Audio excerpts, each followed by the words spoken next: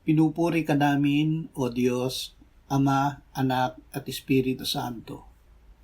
Salamat, Ama, na ibinigay mo sa amin si Jesus na iyong anak, na namatay para sa aming kasalanan, iyong muling binuhay, iniakyat at iniluklok sa iyong kanan sa langit. Salamat na ibinigay mo sa amin ang iyong banal na Espiritu, at sa pamamagitan niya ay ibinuhos mo ang iyong pag-ibig sa aming puso. Salamat, Ama, na ang aming puso na sinidlan mo ng iyong salita ay ginawa mong iyong templo. Salamat, Panginoong Hesus, na ikaw ay nananahan sa amin sa pamamagitan ng Espiritu Santo. Amen.